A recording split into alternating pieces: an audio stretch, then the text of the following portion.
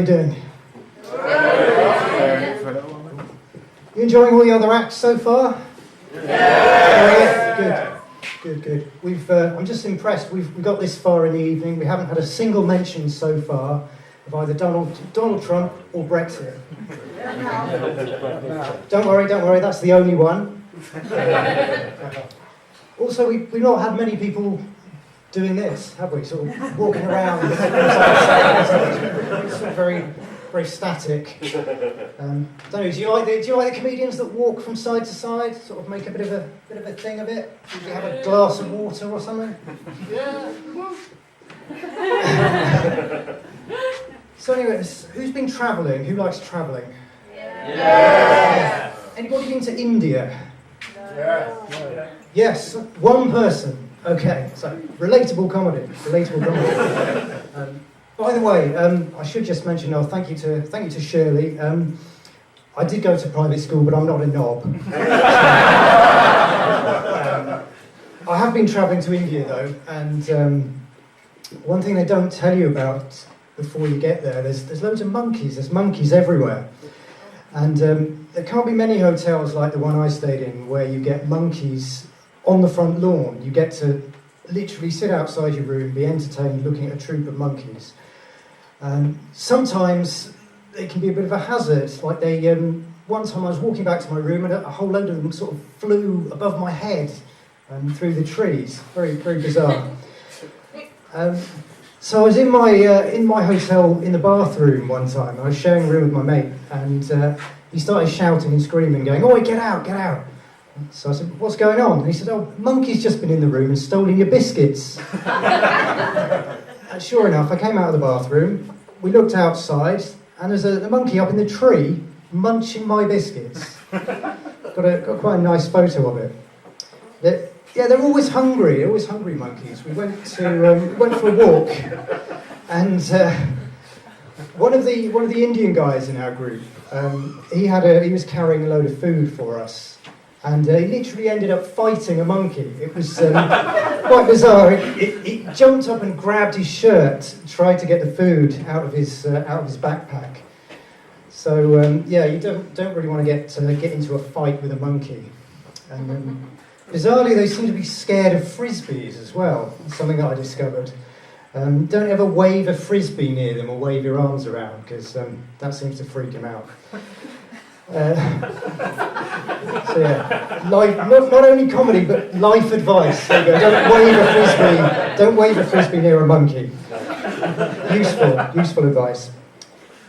So also, while I was in India, we didn't just go to the rural areas. I went to Delhi as well, and I got a taxi to give me a tour around the city. Now, an Indian friend of mine called Sanjay booked the taxi for me, so I was thinking it's all going to be legitimate, it'll be fine, take me exactly where I want to go. I wanted to go to a place called the Red Fort. Now, the taxi driver had other ideas. Took me to a mosque instead. Now, that should have been my first warning, but it wasn't. So we ended up going to a couple of shops that I think were run probably by friends of his. I was encouraged to buy some very overpriced gifts for my family, and Trant was then put into a tuk-tuk, and basically what happened when my debit card was declined, they ended up taking me to a bank and waiting outside. Now, this is where it starts to get sinister. I had visions of myself sort of being beaten up in a back alley somewhere. Realised I had absolutely no idea where I was in the city and no idea how to get to my hotel. Thought about doing a runner, didn't know where I was going to run. I had visions of running through the side streets of Delhi, being pursued by this sort of gang of thugs down these narrow alleyways, like in the movies where you topple over all the market stores as you go down.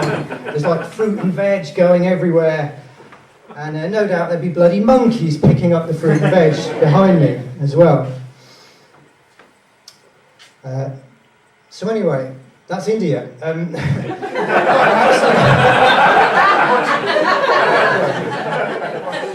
just about to write my own rough guide to India, actually. So now a seamless segue, because I've still got a bit of time left, I think. A seamless segue into something completely different, jobs. Now I know you've all got jobs, because I think somebody asked you that question earlier. So yeah, I haven't had much luck with jobs in the past. I used to work at Sainsbury's, and I managed to destroy part of a brand new store in Gloucester. This was with a pallet truck. I managed to rip up a barrier out of the wall, trying to lift a pallet. Not something you really want to do. It doesn't go down very well.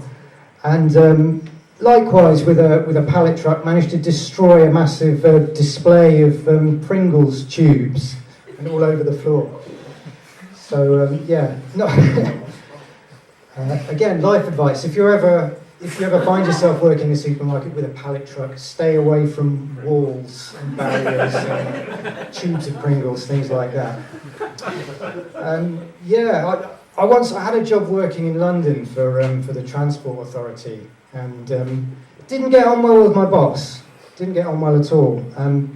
Got called in to see her. I'd been in the job about 2 months, and she said to me, "Ian, there must be something wrong with our recruitment process if someone like you has got through."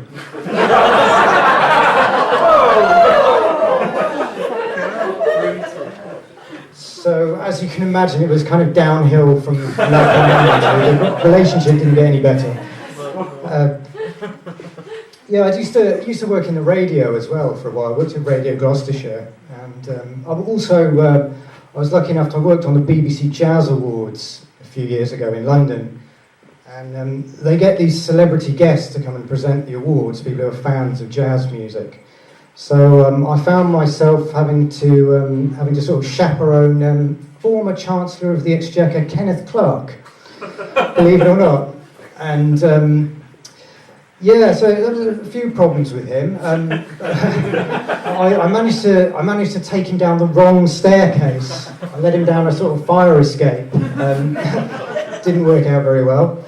But he was lovely. He was exactly as you imagine him. He had the crumpled suit, the crumpled tie, glass of wine in hand, even as I led him down the fire escape. And he managed to go off the stage the wrong direction, and I had to go and retrieve him from somewhere in the audience as well. So there you go. Don't have much luck with jobs. Yeah, that's just about me done. Unless anyone got any questions for me? Anything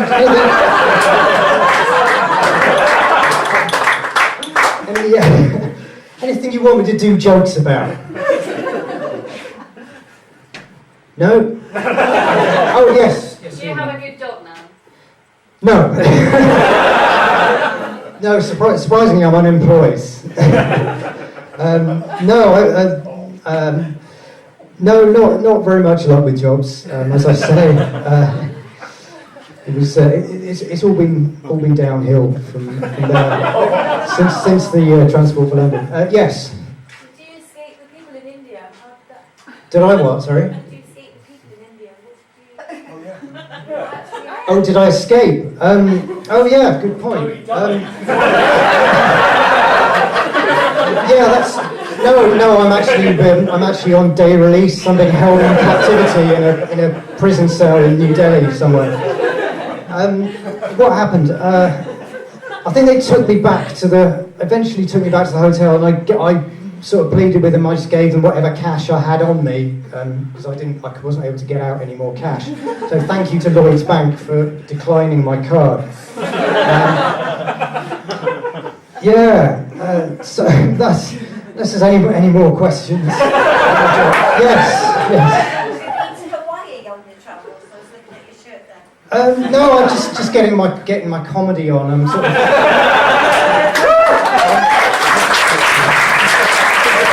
Of Milton Jones, hoping I'll be as funny as him. So that's just about it from me. Enjoy the final act. He's brilliant.